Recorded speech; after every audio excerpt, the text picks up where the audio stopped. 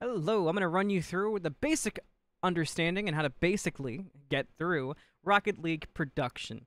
When I first started this, which wasn't very long ago, and I still have a very basic understanding of it, there wasn't a lot of tutorials that really said how to go through Rocket League production from step zero. A lot of stuff was very piecemeal, so I figured I'd do a very base layer and kind of give you ideas and how you can improve it further and go from there. So, let's start. You need Rocket League installed, obviously. Once you have Rocket League installed, you're going to want to go to Discord, and you're going to want to find Barl Discord. I'll put a link to that. Barl, the easiest way to think of Barl, that's your overlay. That's what goes on screen. That's what goes over the score, goes over boost, and things like that. You can also use Carl. The way to think about this is an analysis tool.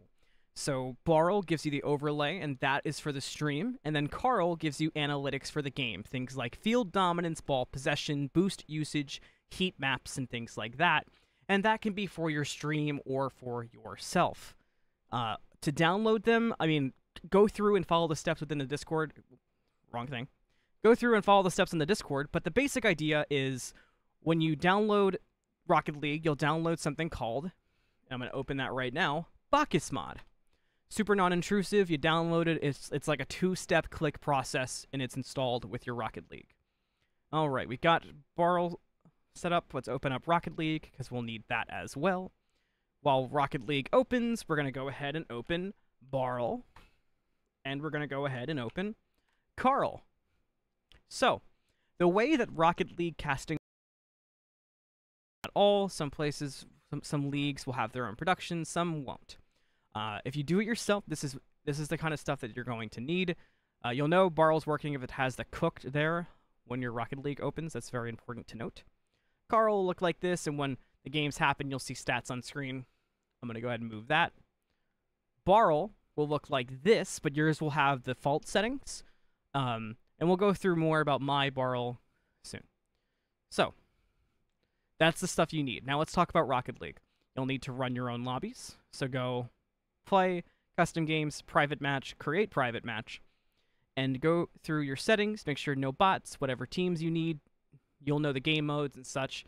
Region, obviously dependent. Usually US East has been a safe bet from my experience so far. You'll want to set your name and password. For team settings, you can make your team names. You can use default colors, or you can do custom colors if you want to get fancy with it. But I'd ask the teams.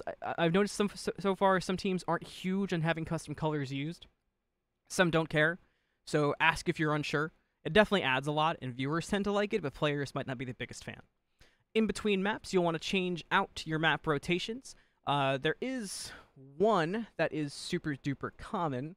I'll go ahead and show that really quickly, because I feel like that will certainly help out a bit. For best of sevens, you'll want to consider using that, and then for best of fives, you'll want to consider using this. Don't worry, I didn't leak anything too important. So, that's how you run the custom game. You would create match, and you'll set a name and a password. I set mine as the same every time, so that I can just give it the same to teams. Sometimes you'll want to change it to say your league or whatever it may be. Just make sure they have it. Create match.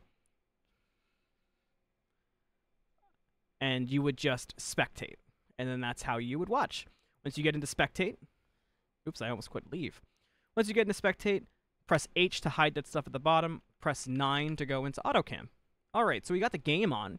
What about that overlay I talked about? Well, I'm going to bring back OBS. And we'll go ahead and click on Rocket League Match, where I have everything pre-set up.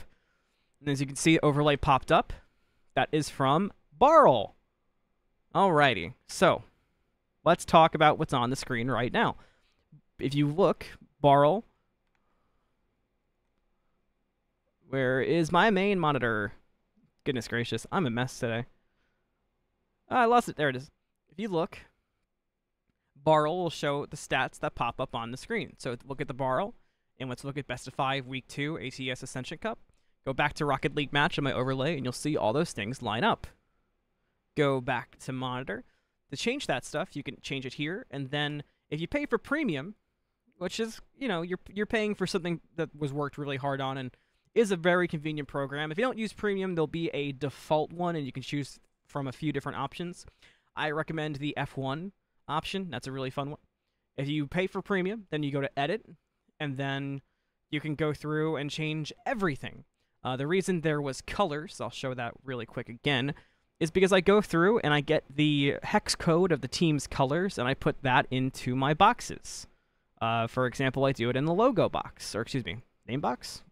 Yes. I put my hex code in the name box.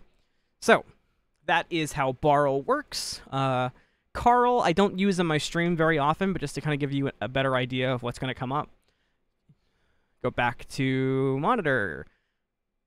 This is what would come up with Carl. You'll see maps, and I've changed the settings a little bit in here, but they'll be pretty much the same. And you can customize all those settings, make your presets, and things like that. If you're streaming to a co-caster on Discord, I would highly recommend you do window capture. If you don't know what that is, go ahead and close out Rocket League. Windowed capture is super duper convenient. You right click on your screen, windowed projector preview. Zoom it out. And then boom, it shows you whatever your Discord sees. Or excuse me, whatever your OBS sees. Then when you're in Discord, you just stream the windowed projector.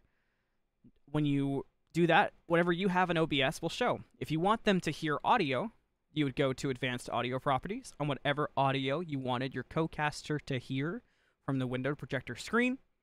And then you click on audio monitoring and do monitor and output. That doesn't double up usually too bad.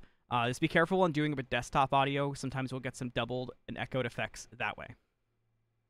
All right, so you got Carl. All right, you got Carl, you got Barl, you got Rocket League. You have an idea of overlay. What else should you do?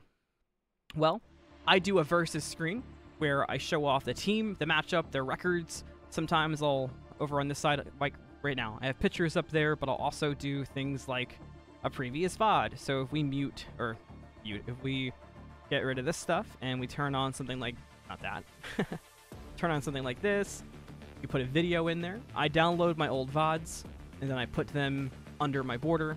And this is all deep OBS stuff, which isn't the purpose here, but just to give you an idea of what some stuff looks like I do.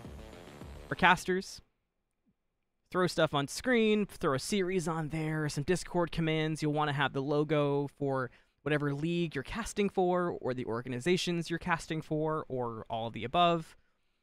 Just, this is more of like a personal preference tip, but I highly suggest adding a screen for each caster. So if one caster is talking for a long time, you can make them the center of attention. I also have chat show up on screen, I have emotes show up on screen, and as you can hear, I play music on this screen that both the chat can hear and that my co-caster can hear. You can also do victory screens. People love victory screens. And you can do stats.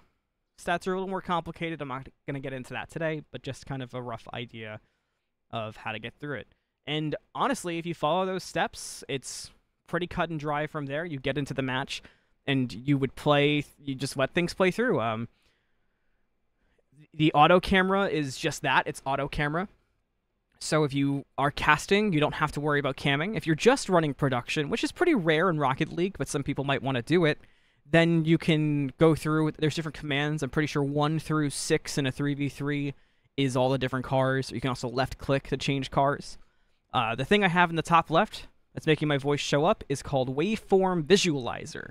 I do that for myself and my co-caster. I put it in the top left to block the game chat, because I like having chat on, but you don't always want your chat to read it in case players rage quit or in case they're talking smack in chats. It's better to have it blocked out. I've also got the logo for the league that I'm casting for at any given time. You also, as you can see, do not need to have Rocket League open to work on your Barl overlay. As long as you have Barl open, go to Customize, and boom, it'll pop up on your screen, and you can test it out. That's the basics. It's really easy. Easier than any other game I've seen production done for so far. And yeah, that's it. Sorry I burped during this.